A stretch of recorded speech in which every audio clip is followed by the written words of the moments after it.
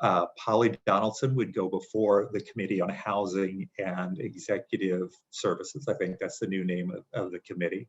And she would testify about the mayor's budget priorities. She would be questioned by the council members who are on that particular committee. And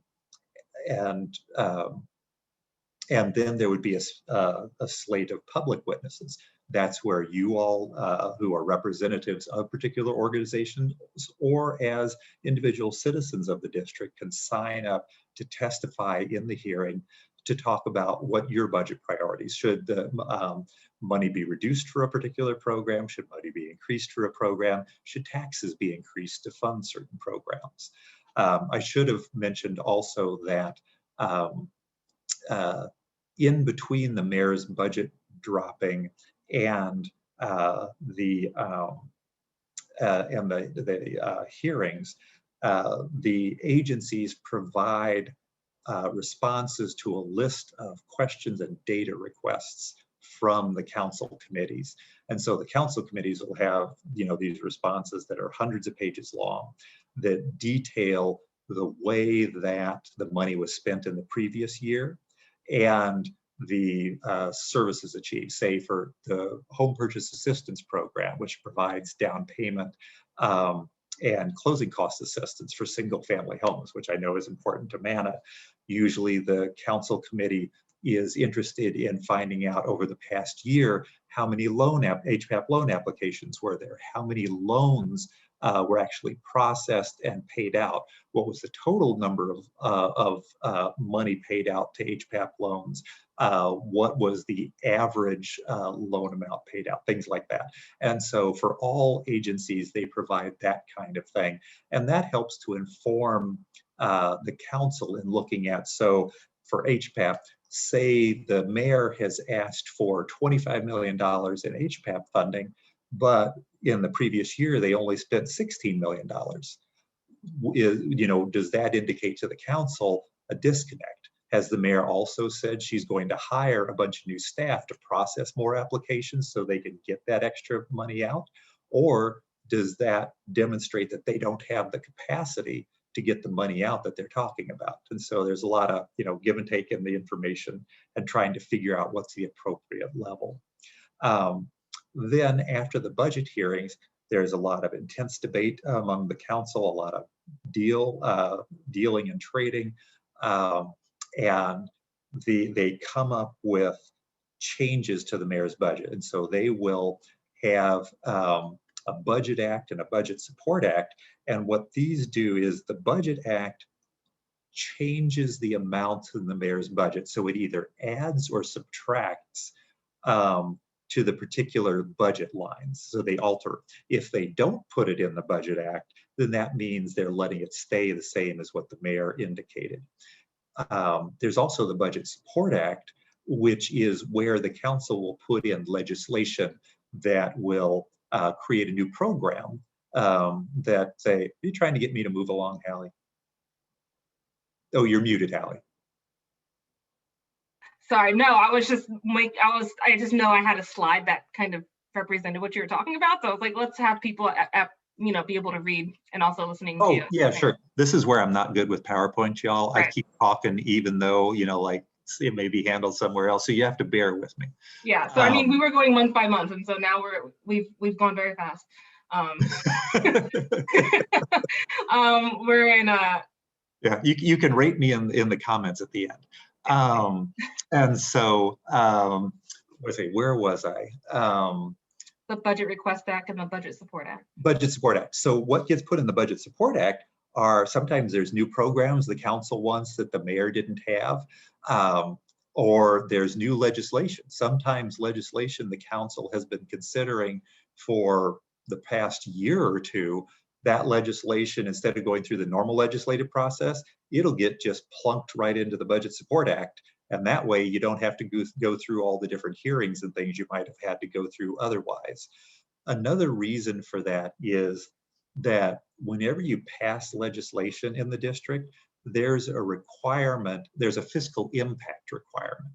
And so if you pass legislation that requires the government to spend more money you have to be able to pay for it. So if your legislation has no fiscal impact or a negative fiscal impact in that it'll save the government money, no problem at all. But if it requires the government to spend extra money or to reduce taxes, then or revenues, then that has to be paid for. And the legislation you pass won't actually go into effect until the next budget cycle or an interim appropriation actually funds it. So many times council members will try to stuff some of their legislation into the Budget Support Act and then put some stuff into the budget so that their legislation will be funded and not have to wait for the next budget cycle to see if their legislation is going to be funded before it goes into effect. So that's all going on. The Budget Support Act and the Budget Act, they get voted on, usually it's in May. There's a first vote on it, and the council does a lot of dealing. They will, eventually come to some kind of majority consensus on it. There's a first vote, and then a week or two or three, kind of depending on the year, there will be a second vote. So just as with any legislation that gets passed by the district, it has to have a first and then a second vote before it's considered passed by the administration.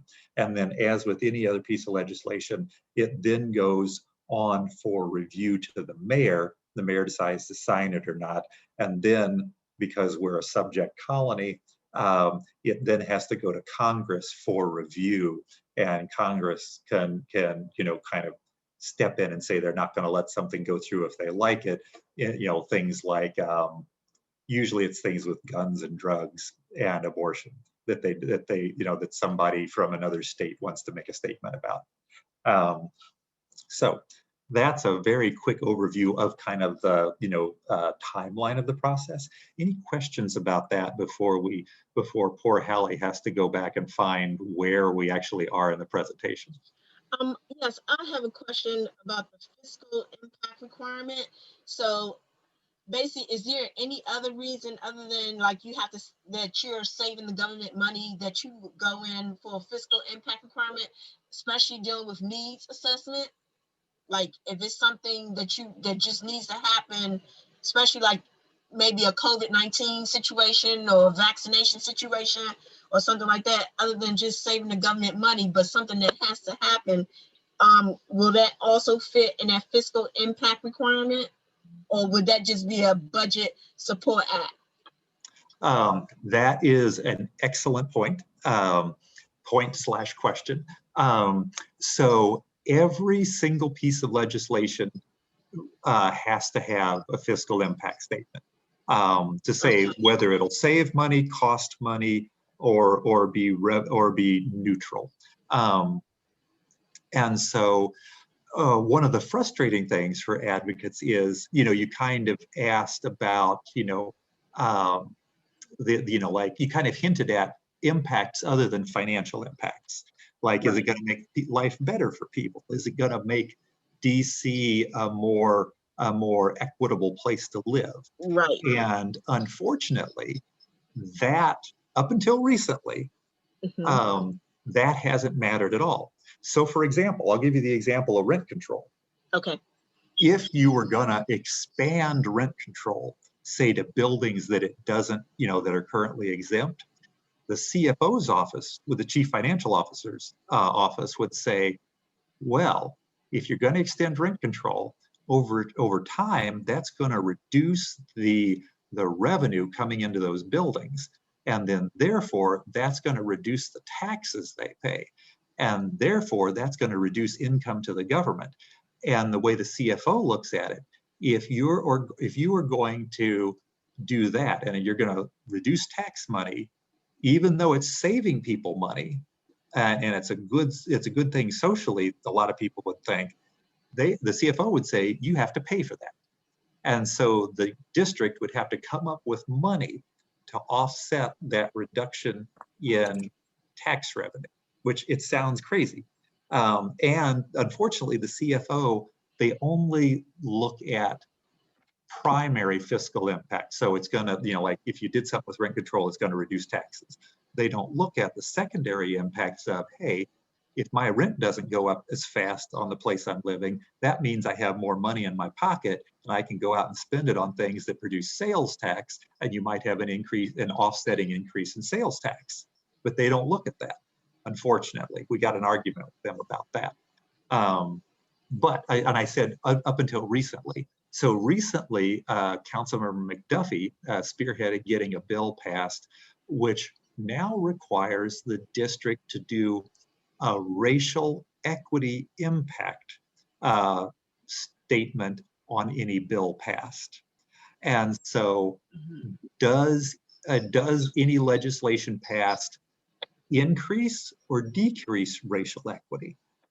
And so the really interesting thing is going to be, how will the racial equity impact statement interact with the fiscal impact requirement?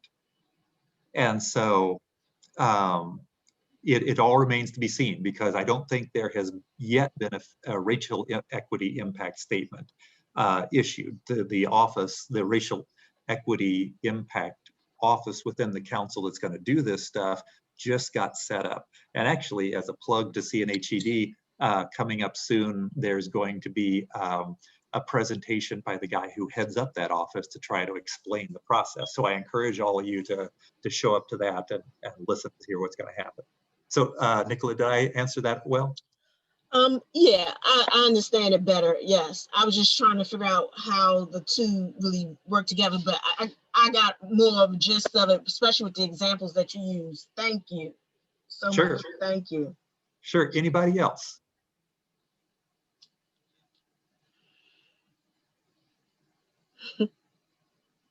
Okay, cool. I'll keep going. So Hallie, where are we?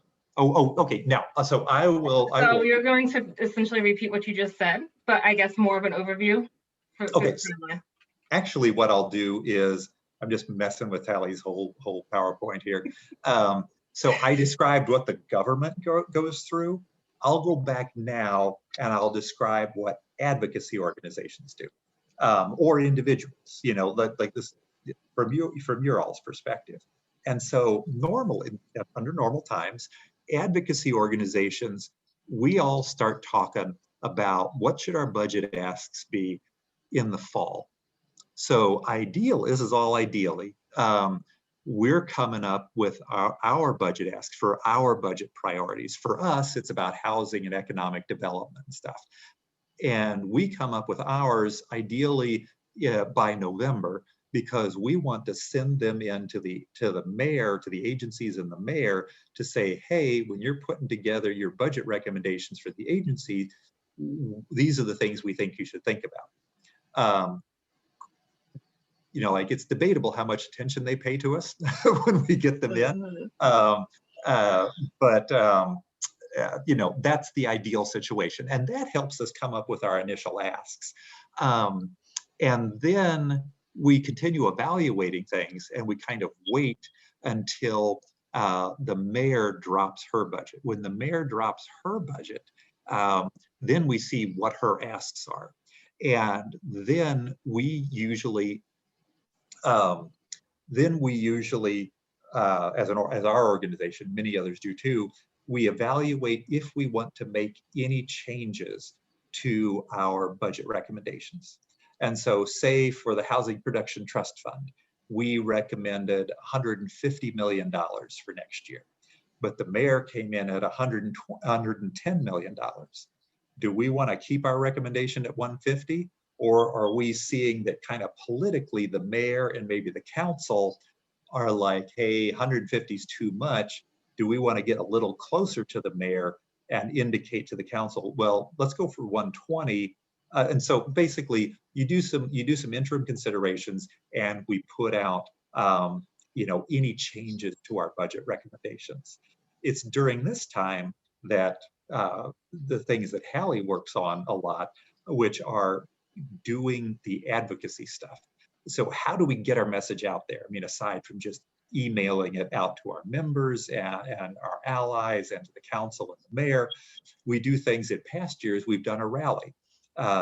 not too long after the mayor has released her budget. And we do a rally about our budget priorities, saying that, you know, like we're trying to get a lot of attention. We have the mayor come and speak, council members, we try to impress upon them how many hundreds or thousands of people we get, you know, hundreds of people we can get to show up to advocate for those. And then we do follow-ups with getting in touch with and having meetings with individual council members to try to have conversations with them to impress upon them why we're making these recommendations and to explain to them our rationale.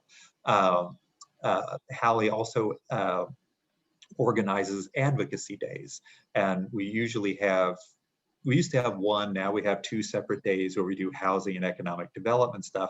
And that's where back in the before times, we would go to the Wilson building and we would have council members come in and talk to us about their budget priorities.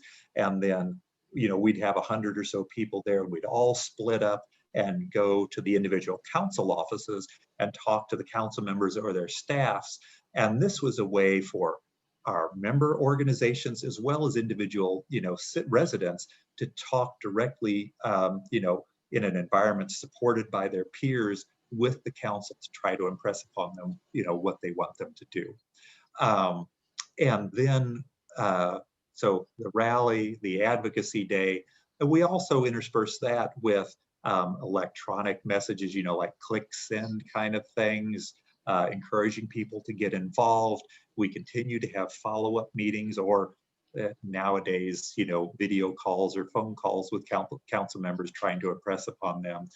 And in those weeks leading up to the May 1st vote, a lot of it is backroom dealing. Well, I shouldn't say backroom. It's just, it used to be in the offices of council members or on the phone or now video calls, trying to convince them and their staffs to make little adjustments here and there. And there are lots of compromises made during that April-May period before that first vote. Once that first vote happens, there is for a week or two, there's very intense negotiating and pressure put on trying to get last minute changes made before that second vote happens. Once that second vote happens in June, the show's over unless the mayor vetoes the budget. But by then you've been through such a process and that the mayor, you know, like the chances of the mayor vetoing the budget are pretty minimal. Hallie, do you think I left anything out of the kind of overall you know, like ways and timeline for organizations to advocate? No, I think you're spot on, and I think, you know, there's a lot of advocacy organizations, and obviously DC, you know, Way Home Campaign, other organizations that we partner with and work with also during that time to help push our recommendations and our budget in their budget recommendations. You know, most of the time they're very closely aligned, or our priorities are at least aligned. Numbers maybe not exactly, but you know, we do work in collaboration and partnership with others. I did see a hand up, Scott, from Kimberly. Kimberly, I don't know if he's answered your question or if you still have it, or if you'd like to say. Yeah, I was just looking at the thank you for this presentation. I was just looking at the slides, and I saw the first set of months, but then he did start to explain what happens in those other months. So he did kind of answer my question. So I think the question that kind of popped in my head while he was doing the presentation is, it seems like, well, at least in my ward, that in February, we always get the meetings for, you know, to talk about the budget, you know, this and that. But just by looking at this process, it seems like by February, there's already been talks about what is going to happen with the budget. So I guess my question is, why is February, or why does it, maybe it's just seems like this to me, why does it seem like February is the month where we kind of get bombarded by, you know, emails about the budget? That is a very excellent observation / question. So, like, why are is the mayor not coming to the community back in November and December when the agencies are thinking about their budget? And so, one could cynically say that the events that not just Mayor Bowser, but Mayor Gray before her and mayors before them, when they come to the community to do these budget forums, how much of the mayor's budget is already baked before they come to y'all, before they come out to the community. And I would say that a good portion of it is baked. That said, the mayor doesn't come out with her budget for another month and a half. And so I do know that budget forums have had a significant impact in the past. Several years ago, one of Hallie's predecessors, who was heading up our Housing for All campaign, we packed one of Gray's, or more than one of Gray's, Mayor Gray's budget forums with people demanding more money for affordable housing, $100 million in the Housing Production Trust Fund. And that resulted in, those efforts resulted in affordable housing coming across as the top priority for all of his, outreach. And so that got the mayor to put, to do the $100 million in the trust fund for the first time. And so even though they're pretty far along in the budget process, I think it is still very important to engage and go to these forums, because you can still have an impact. Especially if you organize groups of people to show up. So if you just show up as an individual to say stuff, is that going to have a big impact at the budget forum? Maybe, if you happen to sit next to one of the deputy mayors and get their ear.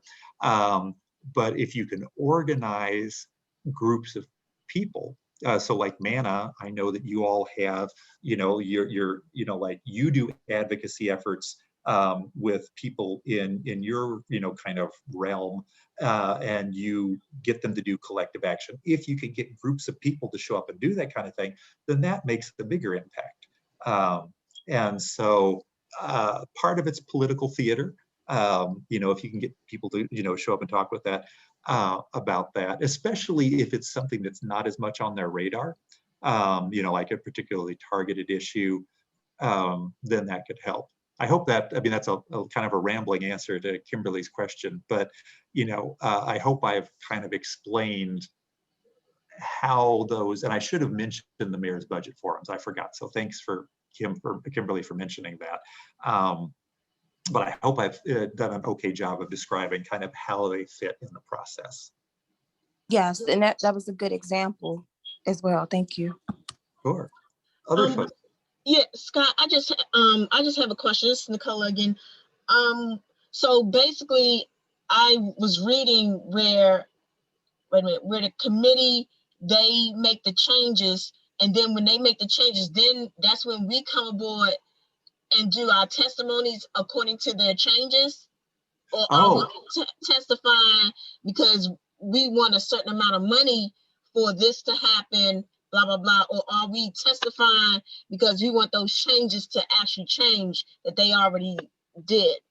Excellent question. So when you go testify at the budget hearings, it's before the council committees have made their changes. Okay. They're seeking information from the administration, and they're seeking public input on what changes they should make. So it's really important to get yourself, people who are testifying, people who are supporting particular budget priorities to go out and testify about these things.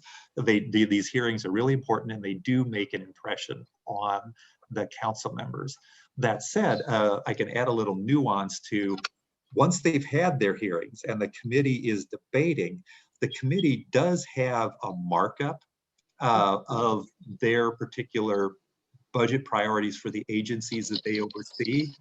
And that those committee budget recommendations, they then go to the council's committee of the whole. And so say the committee on housing, they'll put, they'll say what the budget changes should be for the things they oversee. Then they send it to the committee of the whole, and then Chairman Mendelson and his budget office, then they start making their changes. The chairman of the DC Council is very powerful. And so the chairman often will release the full changes to the budget. So the thing that puts together all the different changes from all the committees, they will often put that forward only with like 12 hours before the first vote. And so then all the council staff and all the advocates are freaking out, doing keyword searches, through the budget document, trying to figure out what they changed, and making like midnight phone calls to try to advocate to say, hey, the chairman did such and such, you got to change it or change it back or something like that. And so, and the council members are always upset with what changes, the chairman made. And I should have put that in there. So thanks for giving Nicola, for giving me a chance to, add that bit of nuance that, whatever the committees come up with, the chairman still makes changes, and so they will try to get the chairman to make some changes on the day of that first vote, but a lot of that really intense negotiating that happens between the first and second vote is about changing things that the chairman changed, 12 hours before the first vote. Does that make sense? Okay. Yeah. Okay, I understand that. Okay, cool. So I just have another question, Scott, and then I don't have any questions on this right after this for right now. So when they have the fiscal, we have something called a fiscal budget, or the fiscal budget, where everything in October kind of like waits or whatever, and they come out with this budget. So really, what is that then if we're doing this in February and then we do something else in October? So what's the difference? I mean, I'm just trying to figure out, what are we doing? That's a great question. So like I was saying, the budget, the second budget vote happens in June, and then it goes to the mayor and then Congress for approval. But the budget itself doesn't go into effect until October. So the fiscal year for the district government begins on October 1st and it ends on September 30th. And so even though the fiscal year 2022 budget will be done by late June or July, it doesn't actually go into effect until October 1st. I should have added that in the, I'm sure if I had been following Hallie's slides, Hallie would have had that in there for me. Okay.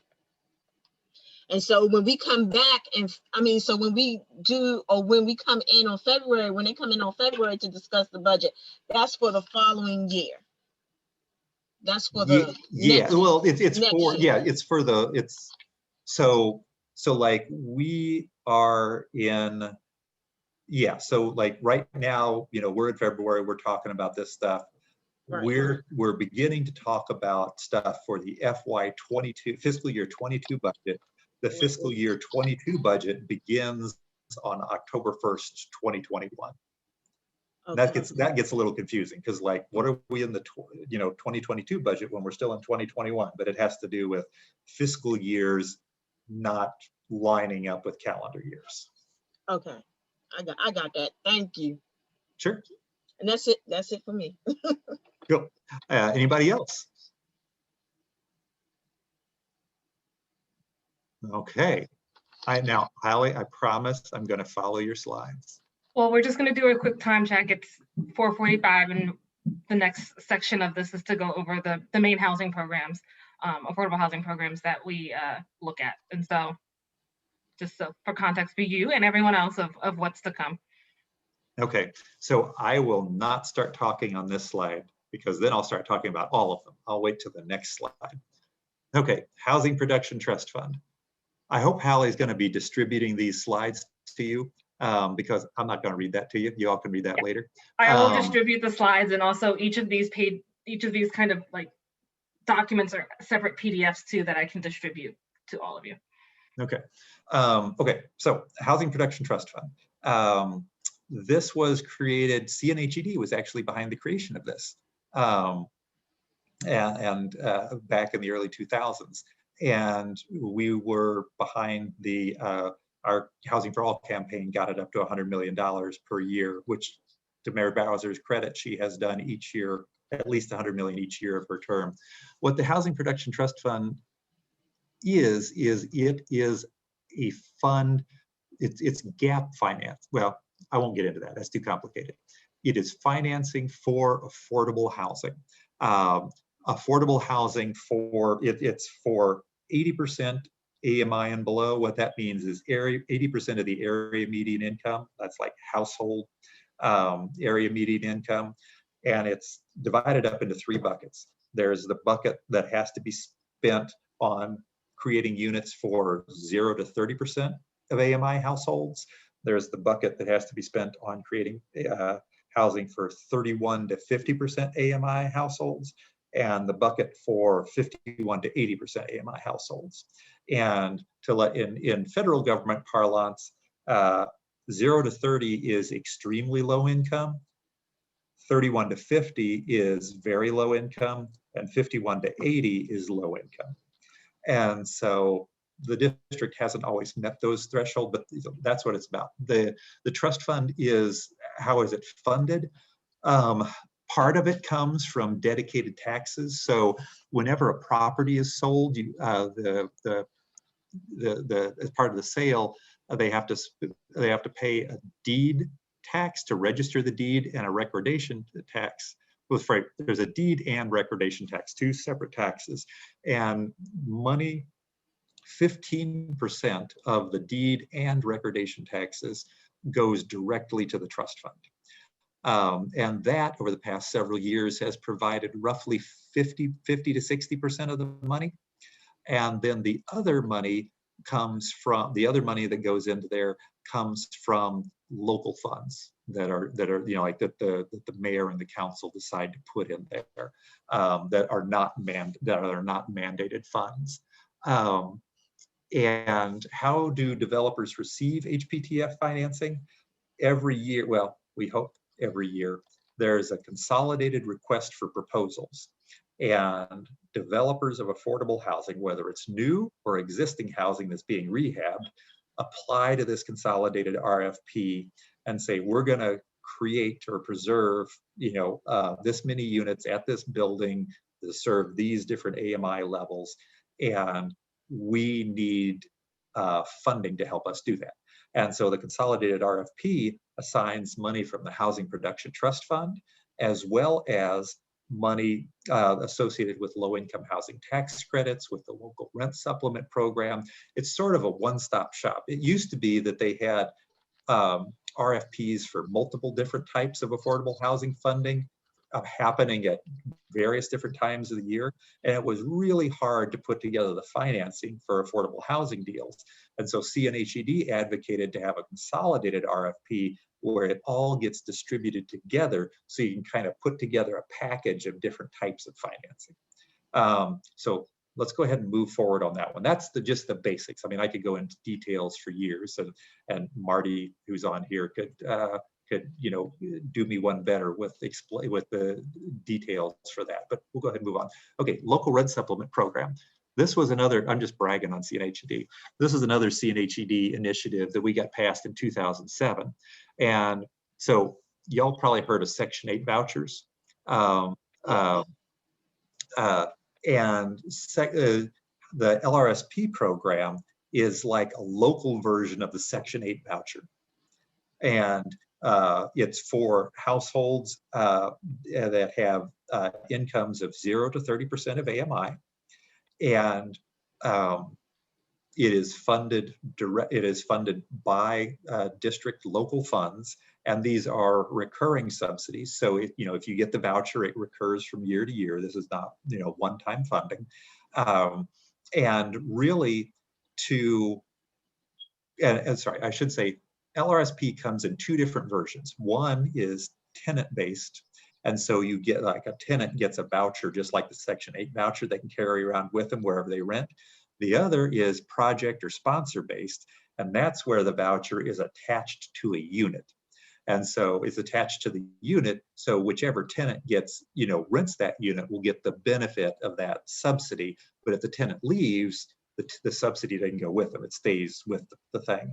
And so really for the Housing Production Trust Fund to create a unit for a 0 to 30% household, it pretty much has to have an LRSP subsidy attached to that unit.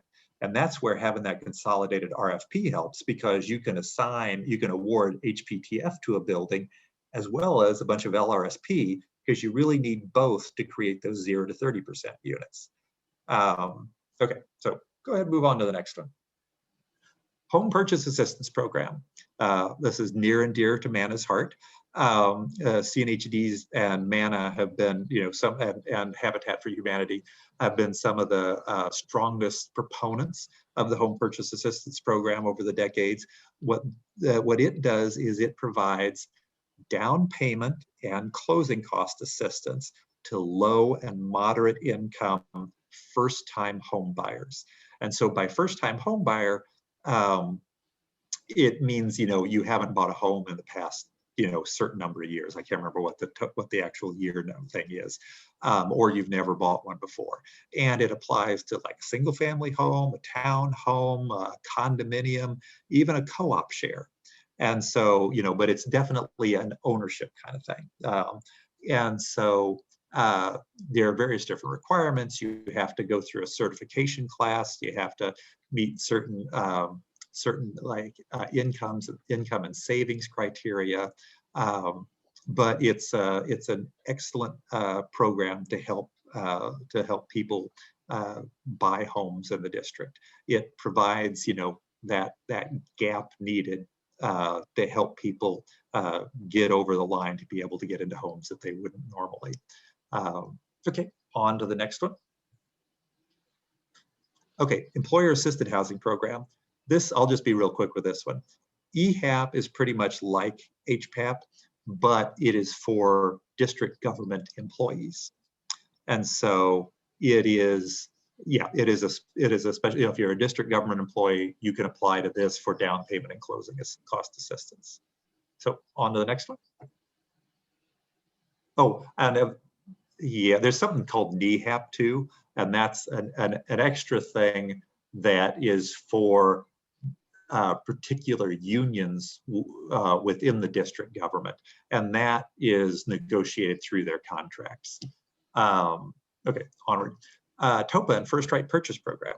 Okay, the Tenant Opportunity to Purchase Act was passed back in 1980 and had kind of, it really started in 75, but was passed with that name in 80. And it provides tenants the right to purchase their property, their rental property, if it goes up for sale. And so this can happen with a single family home, a 2 to 4 unit property, or 5+ on up to thousands of units. The council curtailed single family home TOPA a few years ago, which is sad. But what it does is, if it's a single family home or a 2 to 4 unit building, like one tenant can actually exercise the right to purchase. And TOPA sets the price, the terms and conditions. And so it's not like a negotiating kind of thing. It's what a third party purchaser is willing to pay, the terms and conditions. And so the tenant has the right to assume the third party contract that, like they would sell it to somebody, to an outside party, and pay that. For 2 to 4 unit and 5+ properties, a tenant association, so tenants can band together in a 2 to 4 unit building to buy it. And in 5+ unit properties, the TOPA right is not available to individual tenants. It's only available to tenant associations as a whole. And tenants basically have 3 different options with TOPA. They can continue as a rental property and choose the new owner, and in exchange for letting the partnering with the developer to let the developer buy the property, the tenants will get an agreement about rents and rehabilitations and improvements to the property. The tenants could also choose to convert to a condominium or to convert to a cooperative or limited equity cooperative. Okay, let's move on to the next. Solutions to ending homelessness. Oh my goodness, that is a lot. So permanent supportive housing. Permanent supportive housing and rapid rehousing, they are part of what is called the housing first model. And this is for folks exiting homelessness. And so the main model in the US used to be transitional housing. And that was the notion that you had to get yourself stable. Say if you had a mental health issue, you had to be on your meds. Or if you had a substance abuse issue, you had to have been sober for a certain number of days or weeks before you could get into transitional housing. And transitional housing had strict requirements.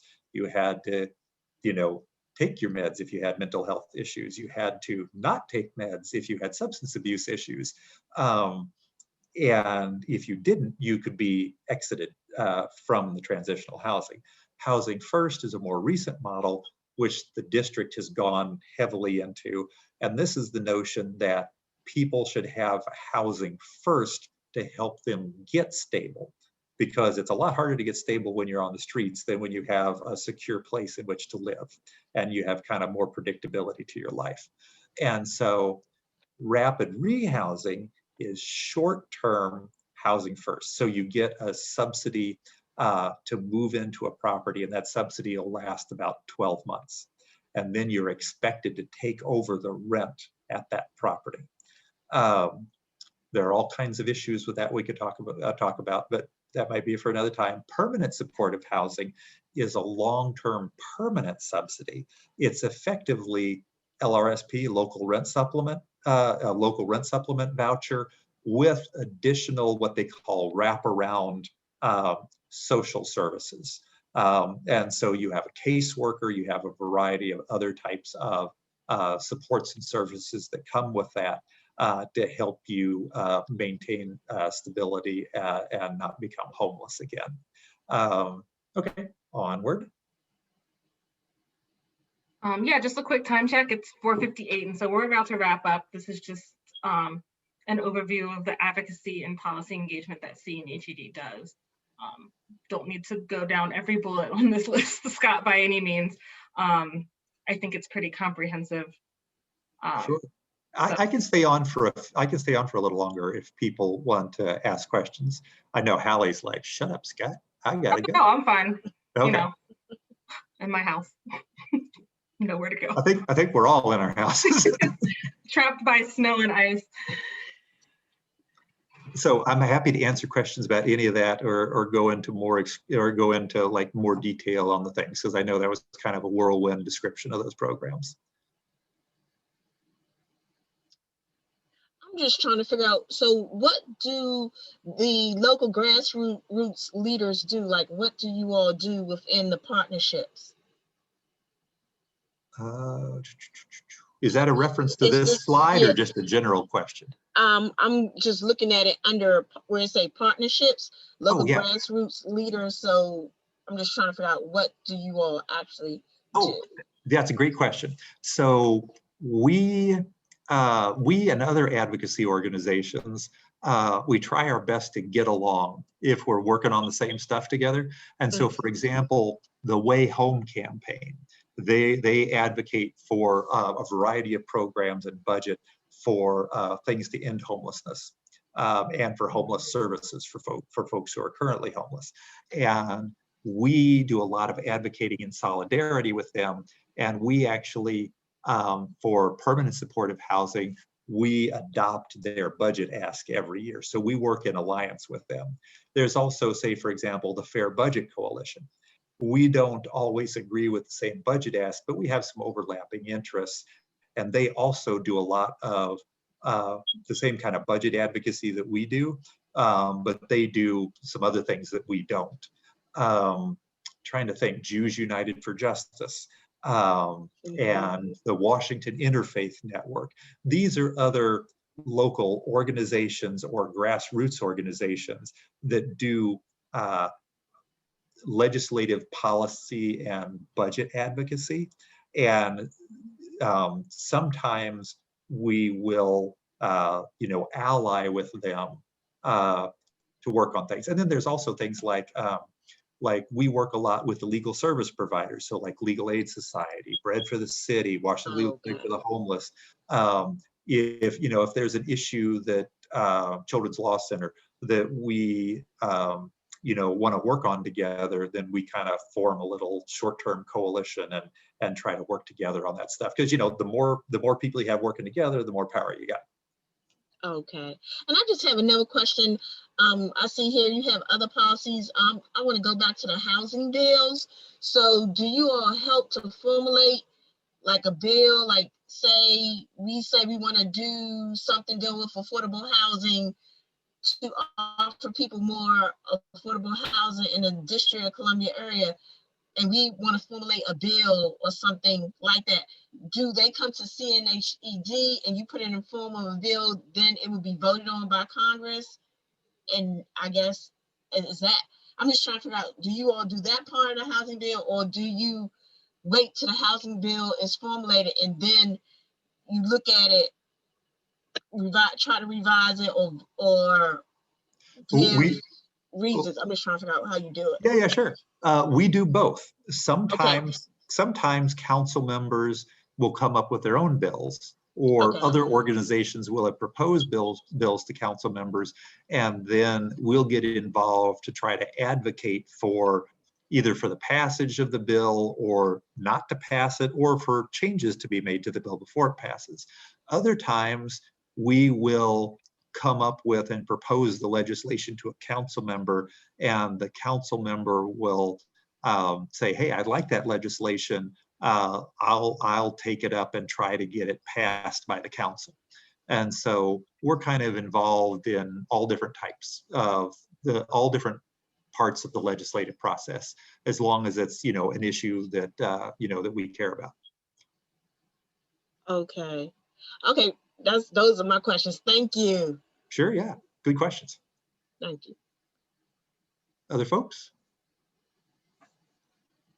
I think I just have one final. You've touched on it a little bit, and I've been taking down notes. But I'm curious, very familiar with CNHED.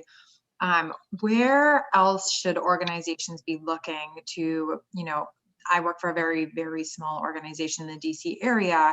I'm sure we would be very happy to sort of engage the people that we, have in our community though, on some of these issues, but we would definitely want to be sort of signing on to something or working with a coalition. Other than CNHED, are there any recommendations you have for sort of where to start looking? It depends. What issues, what's your organizations, and what issues are you involved in? Yeah, we're workforce development. So I'd say economic equality, racial equality type of work. I would say, do you know Yvette Banfield yet? I do know the name. Okay, so she is my counterpart. So I deal with housing, and Yvette deals with economic development, small business development, workforce development. And so I would suggest reaching out to her. If you don't have her email address, just— I'm sure I do. I know the name from email. Okay, awesome. If you don't, get in touch with Hallie and she can get it to you. But get in touch with Yvette, because she can kind of get you, because we have working groups. And so if you want to come and get engaged with other folks who do this, we bring together in our working groups each month, say like we have a workforce development working group, people from lots of different organizations, and you can come be involved in that and get to know people in other organizations. And Yvette could also let you know about other organizations you may want to, get engaged with or ally with. Perfect. Perfect. Thank you so much. You're And welcome. this is wonderful. Thank you. Sure, happy to help out. Other folks?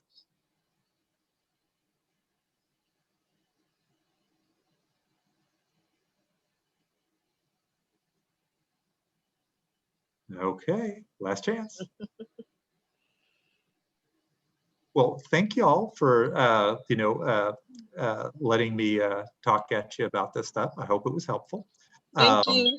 Sure, yeah. And like I was just saying to Monica, if you all want to get more engaged with this process and stuff, feel free to, take a look at our working groups, come to our, I mean, just sort of like not come to our working groups because we don't hold them in person right now, but, to join the video call meetings to get engaged about this stuff, happy to have you. Or if you're here like Monica representing a different organization, we're happy to have you as an organization get involved too. We, our working groups work on a consensus basis. And so, we let everybody be heard. Thank you so much for hosting this for some of MANA's members. It was so informative. We're very grateful for CNHED and you, Scott and Hallie. Thank you. It's a pleasure. Yeah, no problem. If you guys have any additional questions, then you can email me and I can forward your questions if I can't answer them to Scott or Yvette or whomever at CNHED can answer them.